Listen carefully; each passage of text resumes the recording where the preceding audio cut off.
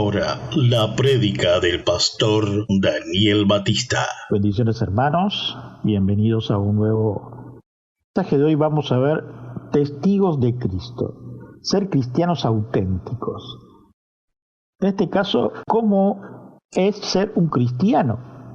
Y por eso hemos titulado Testigos de Cristo, ser cristianos auténticos.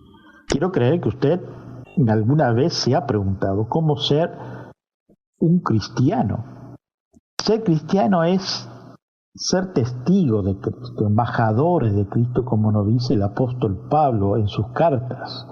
Ser testigo de Cristo no es solo sentir el llamado de Dios y venir a Él, sino obedecerle. Cuando sentimos ese llamado y lo aceptamos, Cristo es o pasa a ser nuestro Señor y Salvador.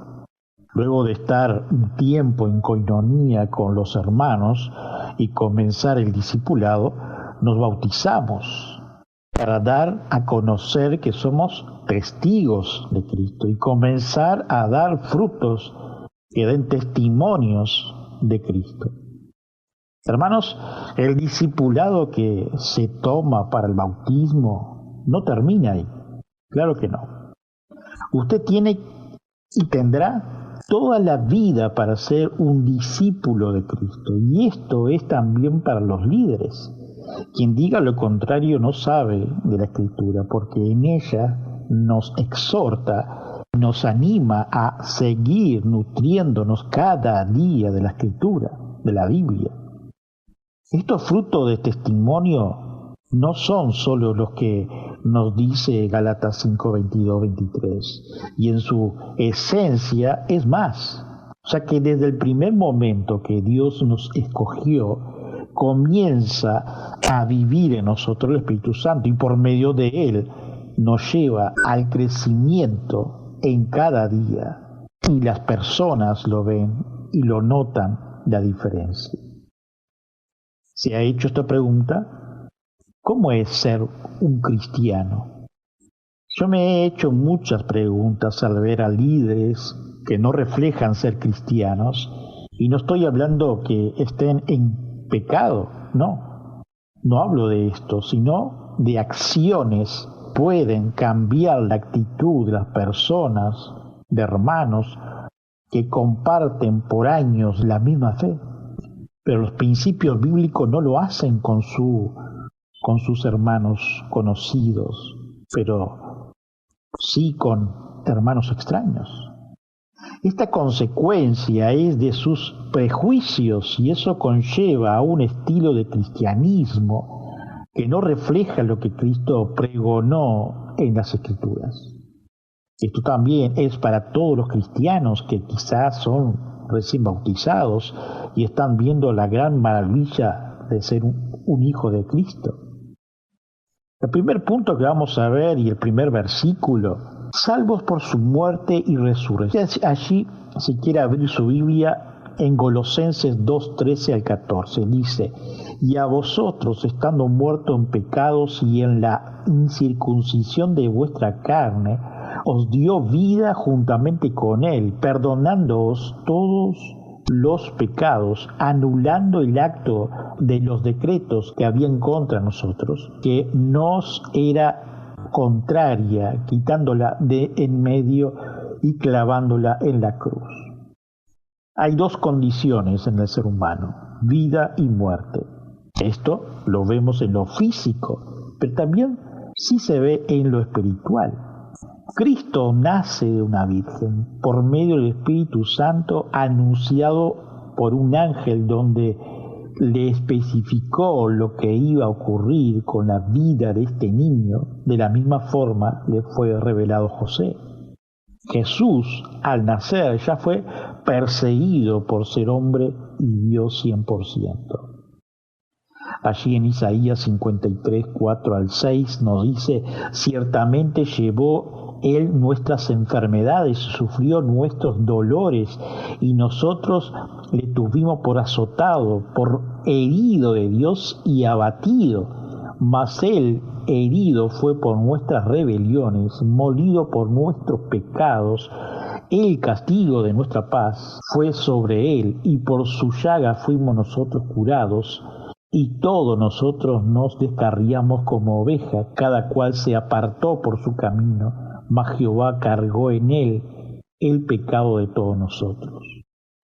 En este texto nos da la profecía cumplida de lo que Cristo hizo por todas las personas, donde se llevó en la cruz todo el pecado de todas las generaciones y épocas antes, en la actualidad y del futuro. En 2 Corintios 5:21 dice también: al que no conoció pecado, por nosotros lo hizo pecador, para que nosotros fuésemos hechos justicia de Dios en él. Él fue sentenciado como un delincuente, colgado en una cruz donde crucificaban a los más peligrosos por parte del Imperio Romano, y de esa forma murió por cada uno de nosotros.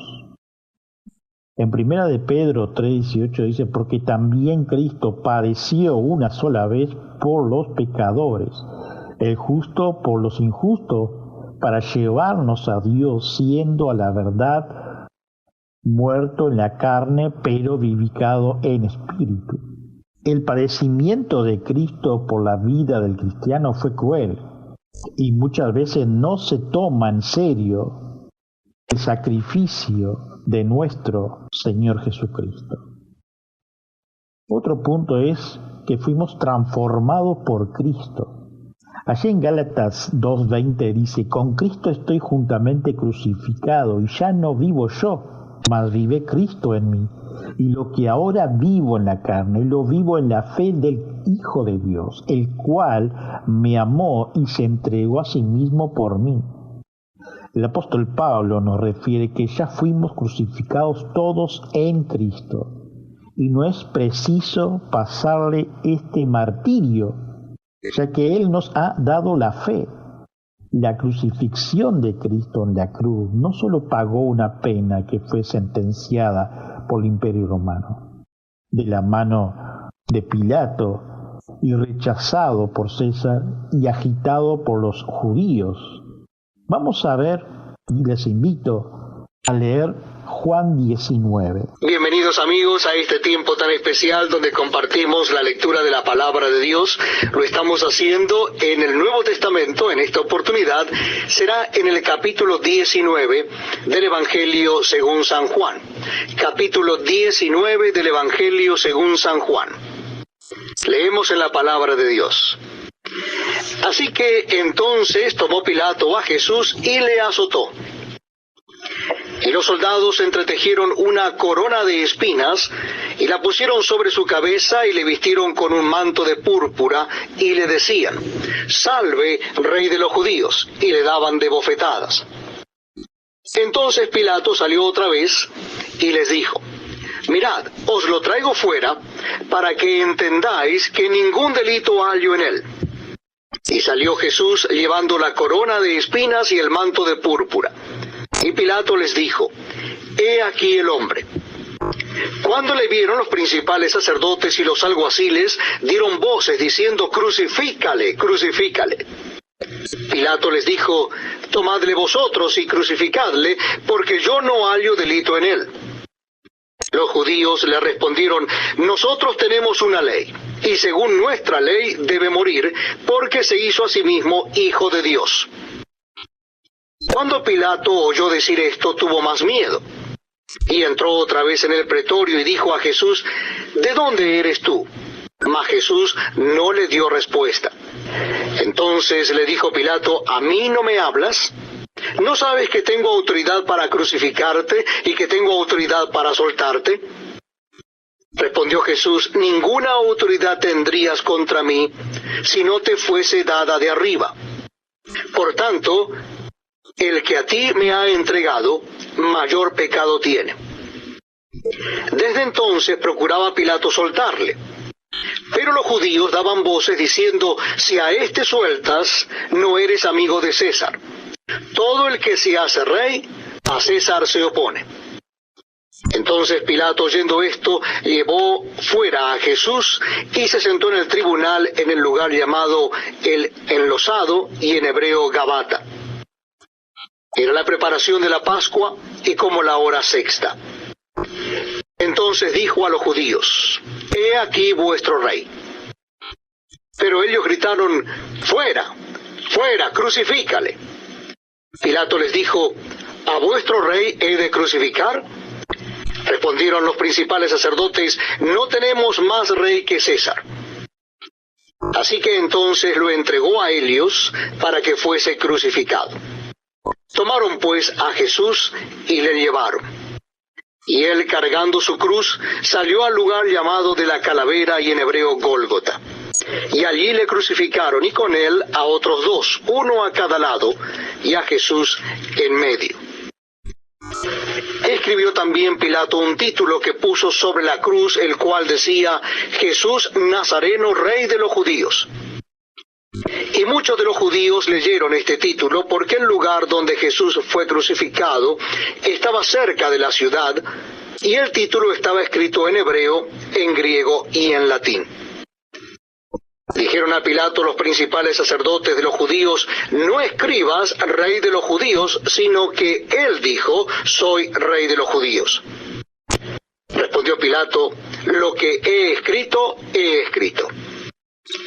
Cuando los soldados hubieron crucificado a Jesús, tomaron sus vestidos e hicieron 4 partes, una para cada soldado. Tomaron también su túnica, la cual era sin costura, de un solo tejido de arriba a abajo.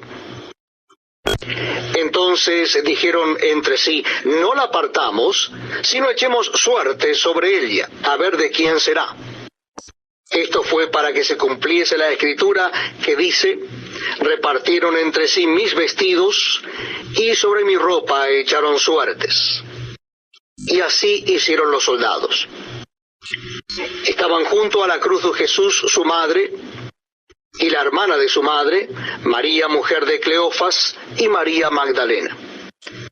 Cuando vio Jesús a su madre y al discípulo a quien él amaba, que estaba presente, dijo a su madre: «Mujer, he ahí tu hijo». Después dijo al discípulo: «He ahí tu madre».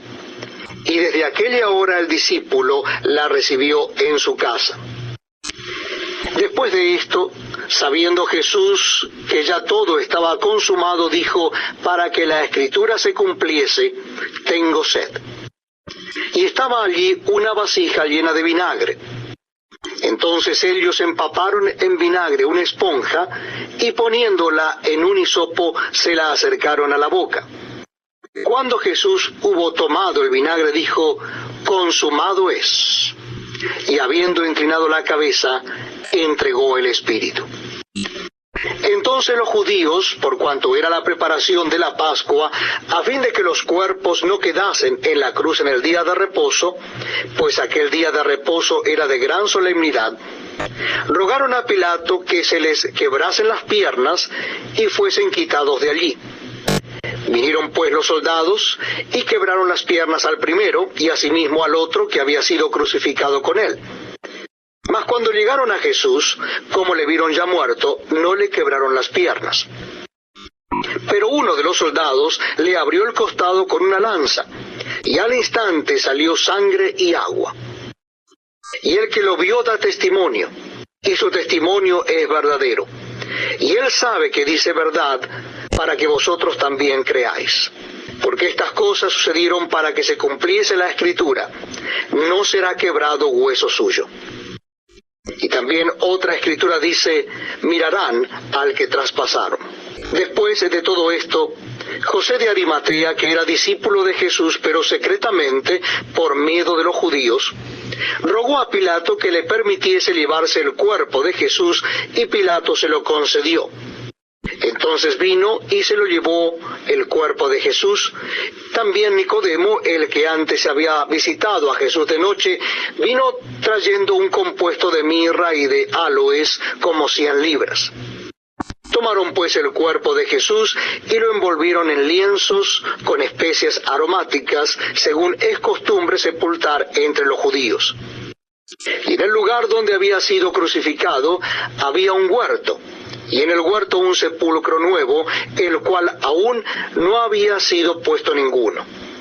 Allí pues, por causa de la preparación de la Pascua de los judíos, y porque aquel sepulcro estaba cerca, pusieron a Jesús. Libres en Cristo. En Juan 11, 25, 26 nos dice: le dijo Jesús: yo soy la resurrección y la vida, el que cree en mí, aunque esté muerto, vivirá, y todo aquel que vive y cree en mí no morirá eternamente. ¿Crees esto?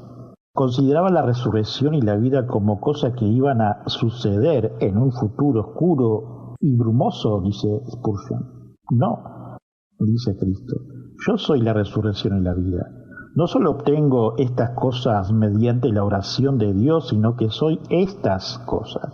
Y luego pasa a explicarlo, dice: yo soy la resurrección, el que cree en mí, aunque esté muerto, vivirá. Yo soy la vida, todo aquel que vive y cree en mí no morirá jamás.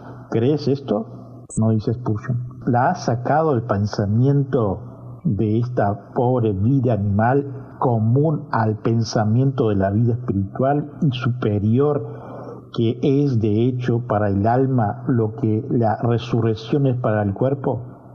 Fue bueno que el Salvador le enseñara así una verdad más elevada de la que aún conocía.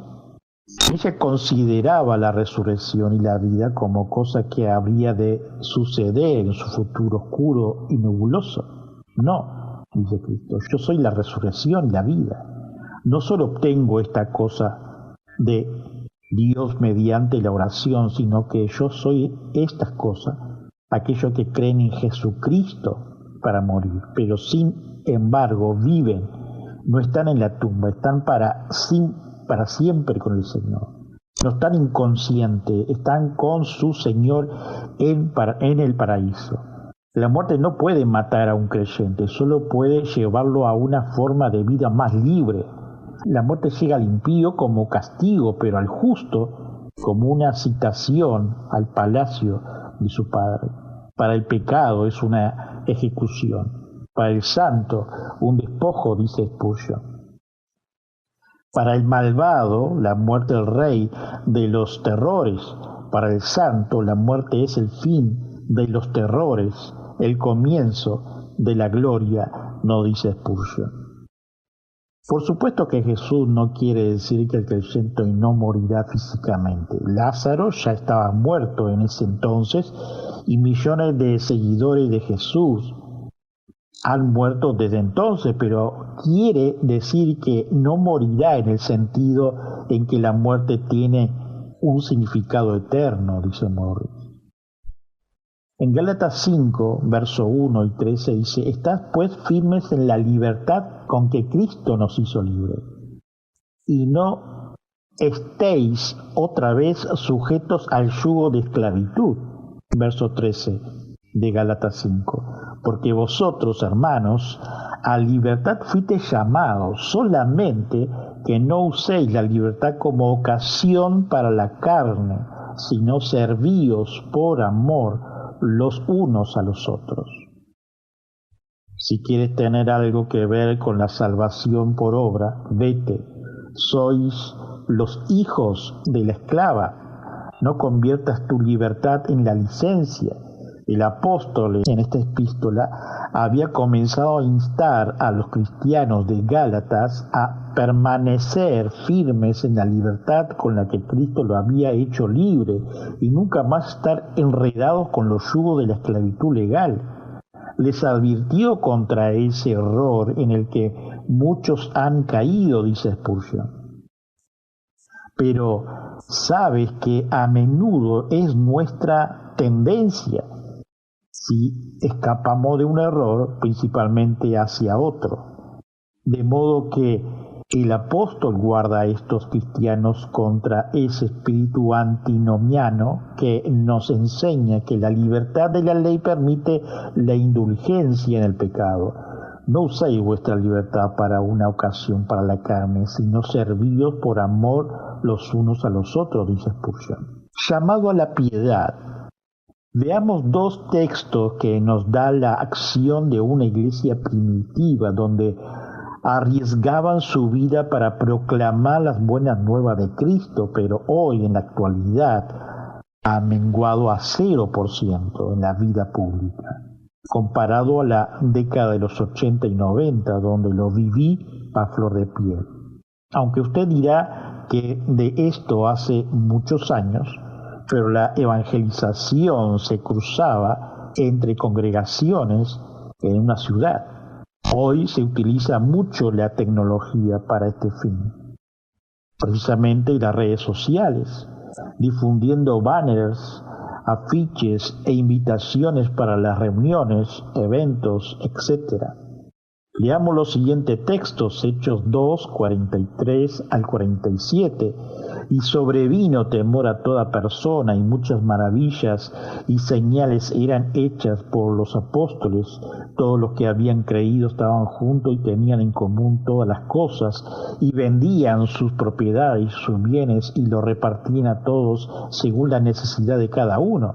Y perseveraban unánimes cada día en el templo, y partían el pan en la casa, comían junto con alegría y sencillez de corazón, alabando a Dios y teniendo favor con todo el pueblo. Y el Señor añadía cada día a la iglesia los que habían de ser salvos. Hechos 4, 32, 27 también.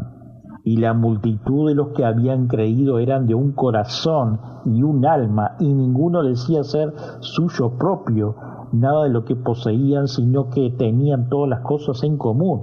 Y con gran poder los apóstoles daban testimonio de la resurrección del Señor Jesús, y abundante gracia era sobre todos ellos, así que no había entre ellos ningún necesitado, porque todos los que poseían heredades o casa la vendían y traían el precio de lo que vendían, y lo ponían a los pies de los apóstoles, y se repartían cada uno según su necesidad. Entonces José, a quien los apóstoles pusieron por sobrenombre Bernabé, que traducido es hijo de consolación, levita natural de Chipre, como tenía una heredad, la vendió y trajo el precio y lo puso a los pies de los apóstoles.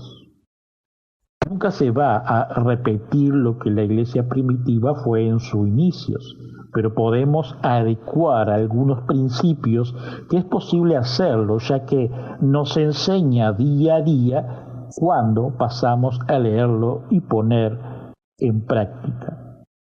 Junto a este texto podemos ver varios puntos que podemos ponerlos por obra, pero no para ganarnos el favor de Dios, ya que no es necesario. Él ya nos dio todo para hacerlo sin obligación. Vivían la palabra de Dios y perseveraban en la doctrina de los apóstoles, allí en Hechos 2:42.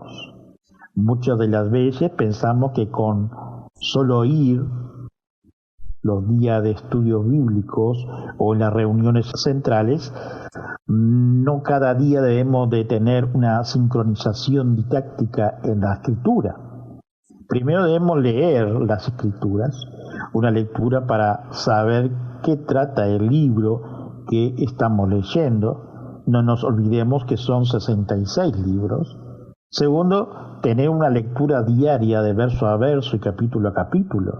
Tercero, estudiar detenidamente con algún comentario o diccionario bíblico para quienes desean estudiar minuciosamente con la familia o hermano, para que sea más clara esa lectura que estamos teniendo. En tiempo de la iglesia primitiva se reunían para dos ocasiones: orar por los suyos y para estudiar la escritura. Más cuando algunos de los apóstoles eran los que hablaban de la escritura, hablaban de ella. Tenían compañerismo, o sea, coinonía, en la comunión unos con otros, en el partimiento del pan, Hechos 2:42. En esta ansia de entender más la escritura, los fieles en esa época querían adaptar aquello que Cristo había dicho y hecho, donde los propios apóstoles tenían una comunión, donde había hermanos y hermanas y muchas viudas y huérfanos y con muchas miserias. En dicha ocasión, la sinagoga donde estaban los rabinos no llevaban a cabo las ofrendas o no cubrían la necesidad de las viudas y huérfanos, pero no solo a los judíos, sino mucho menos a los griegos.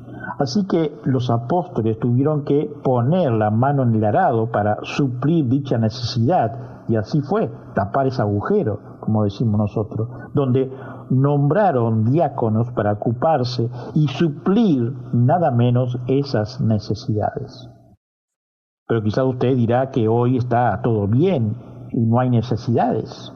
Hoy no hay una necesidad a la vista, sino la sombra que quizás no se ve, y los líderes lo ven y no lo solucionan por entender que es algo privado de los propios hermanos.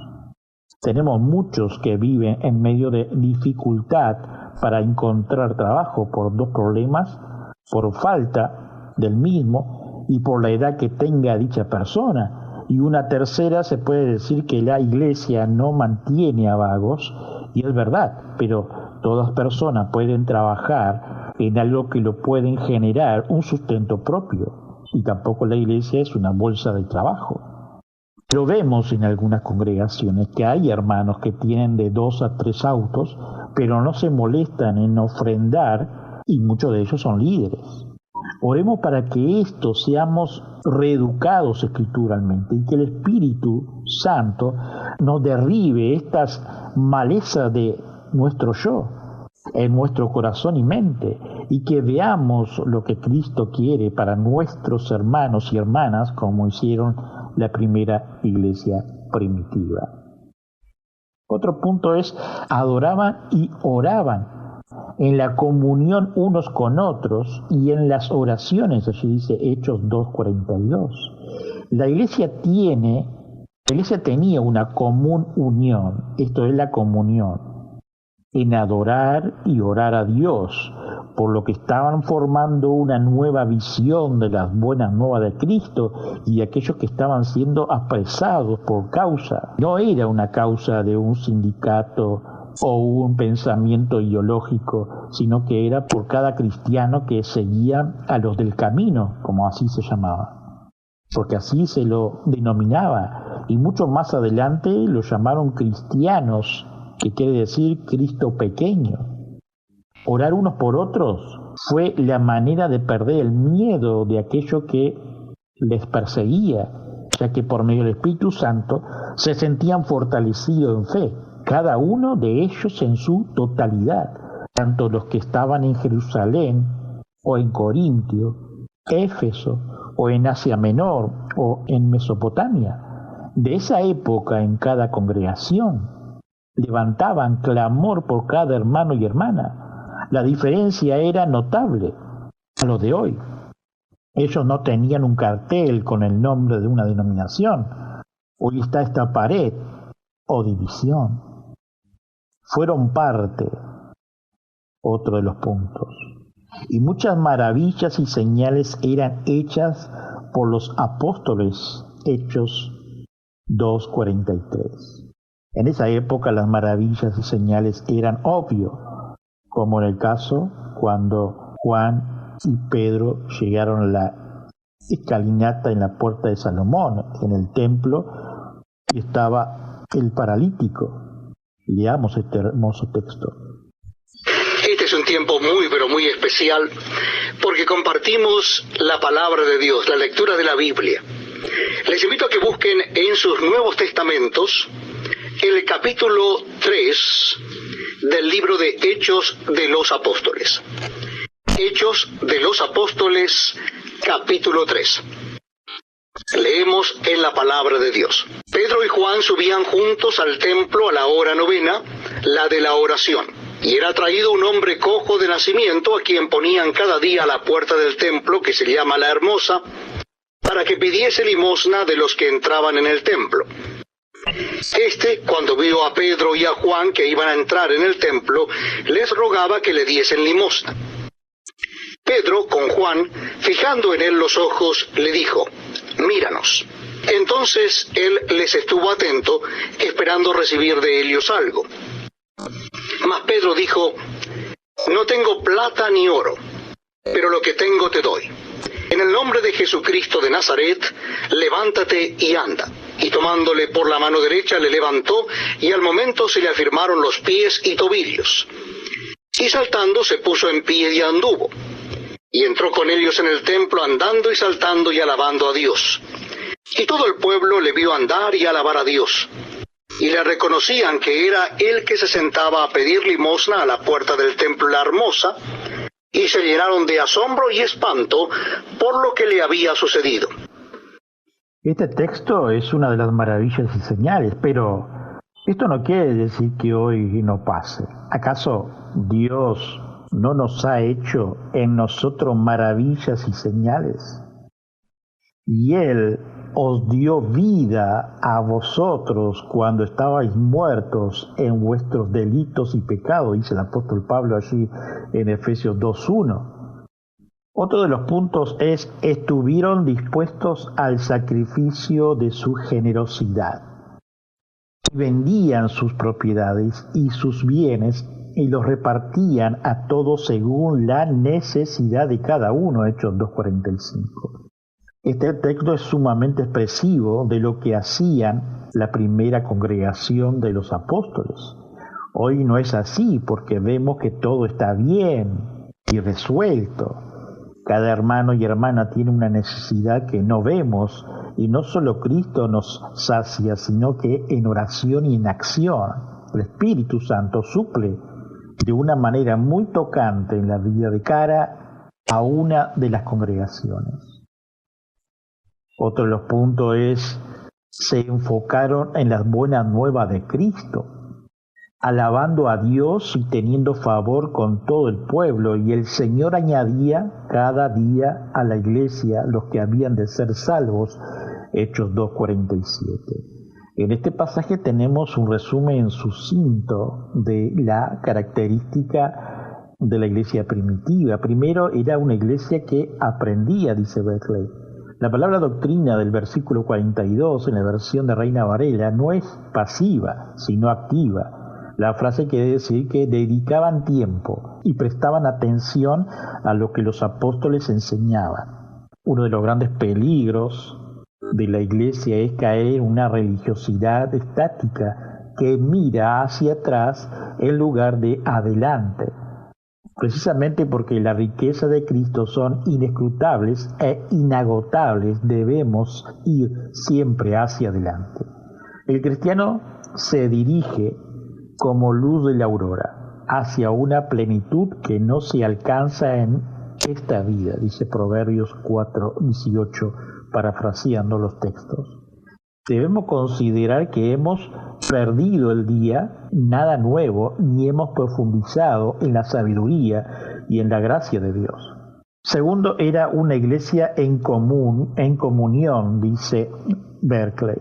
Estaba como indica la expresión de consuno. Nelson atribuyó una de sus victorias al hecho de que tuvo el privilegio de dirigir a una compañía de hermanos. La iglesia es solo lo que debe ser cuando es una compañía de hermanos unidos en el amor de nuestro Padre Dios. Tercero, era una iglesia que oraba, no dice Berkeley. Los primeros cristianos sabían que no podían ni tenían por qué enfrentarse con la vida dependiendo exclusivamente de su propia pureza. Siempre hablamos con Dios antes de hablar con los hombres. Siempre buscamos a Dios antes de salir al mundo. Podían arrastrar los problemas de la vida porque había estado en la presencia de Dios.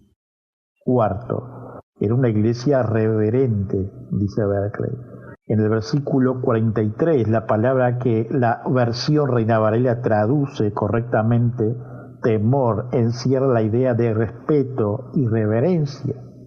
Se decía de un griego famoso que se movía por el mundo como el que está en un templo. El cristiano vive reverentemente porque sabe que siempre está en la presencia de Dios y que cualquier lugar es casa de Dios y puertas del cielo. Lo dice Génesis 28, 17.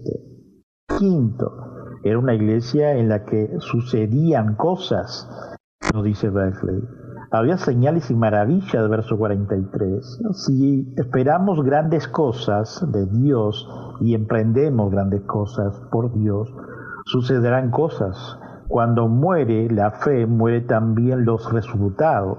Sucederían más cosas en la iglesia si creyéramos que Dios puede y quiere hacer con nosotros que sucedan. Sexto, era una iglesia solidaria, versos 44 y 45, nos dice Berkeley. Aquellos primeros cristianos tenían un fuerte sentido de responsabilidad mutua. Se decía William Morris que no podía ver a un borracho sin sentirse personalmente responsable. El que es cristiano de veras no puede soportar tener demasiado cuando otro pasa necesidad. Reitero, el que es cristiano de veras no puede soportar tener demasiado cuando otro pasa necesidad. Séptimo, era una iglesia que daba culto a Dios, verso 46, nos dice Berkeley. No se olvidaban los primeros cristianos de frecuentar la casa de Dios. Hoy lo vemos. Debemos recordar que Dios no reconoce una religión solidaria. La mitad de la emoción que sentimos en un concierto o en una competición deportiva es porque nos encontramos entre mucha gente con la que compartimos el interés y la experiencia. El Espíritu de Dios se mueve sobre el pueblo de Dios que le da culto. Octavo, era una iglesia feliz, dice verso 46, en este comentario de Berkeley. Tenía regocijo.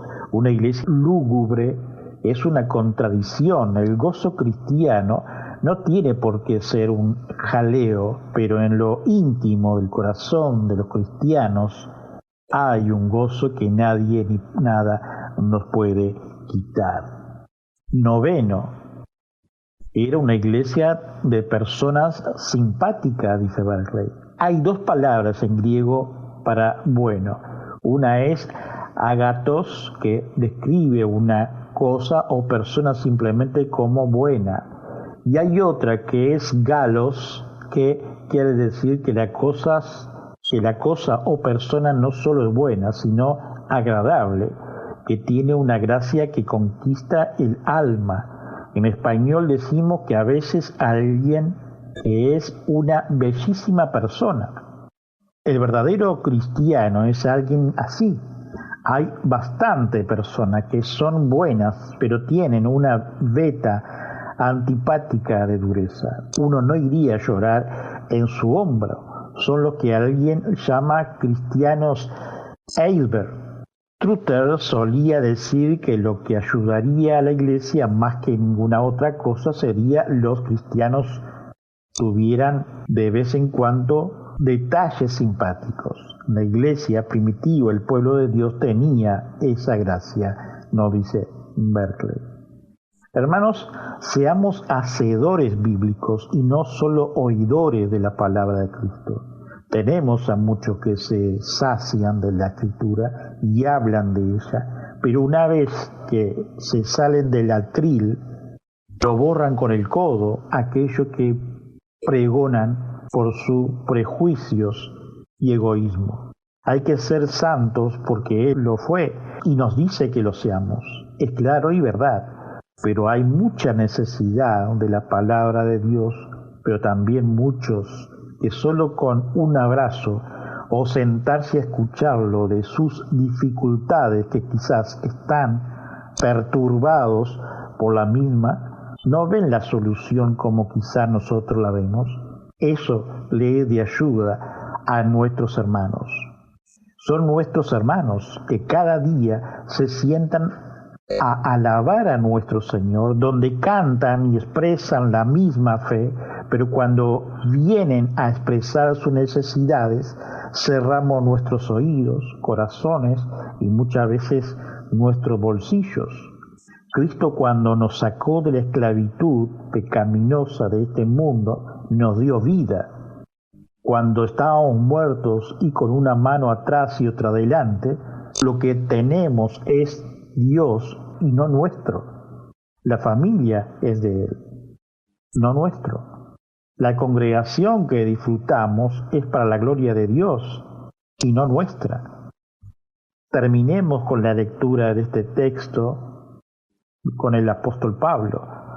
Os rogamos, hermanos, que reconozcáis a los que trabajan entre vosotros y os presiden el Señor y os amonestan, y que los tengáis en mucha estima y amor por causa de su obra. Tened paz entre vosotros. También os rogamos, hermanos, que amonestéis a los ociosos, que alentéis a los de poco ánimo, que sostengáis a los débiles, que seáis pacientes para con todos. Reitero,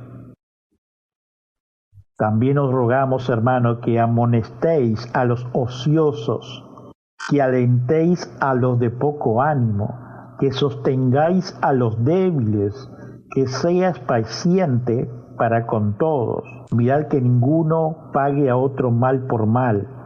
Antes, seguid siempre lo bueno uno para con otros y para con todos.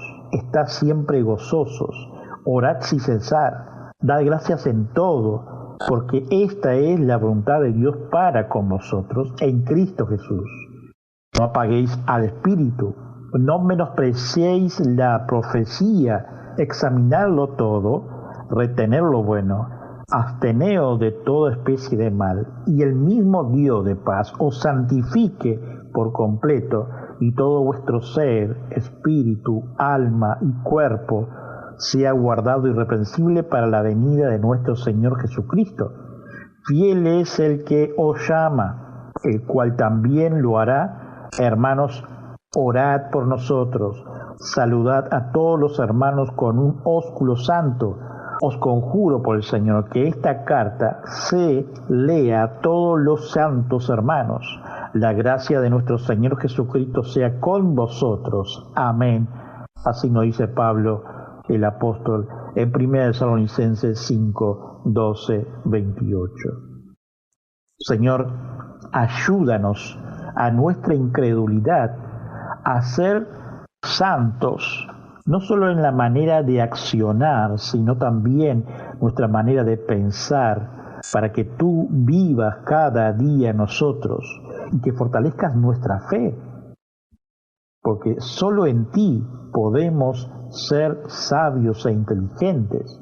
Oh Señor, que nuestro corazón sea como una flor, que al ver el sol, que eres tú, podamos abrirnos y también ser de ayuda a nuestros hermanos. Señor, oh, fortalece nuestra vida, Señor. Te damos gracias. Amén. Una vez más hemos llegado al final de un nuevo programa. Visítanos en iglesiareformadauy.net. Para más información, iruy, iglesiareformadauruguay@gmail.com, o solo mensaje de texto por WhatsApp 0598 9359 4843. Que hoy no sea un día más, sino un día de victoria en Cristo Jesús. Su servidor y amigo Pastor Daniel Batista.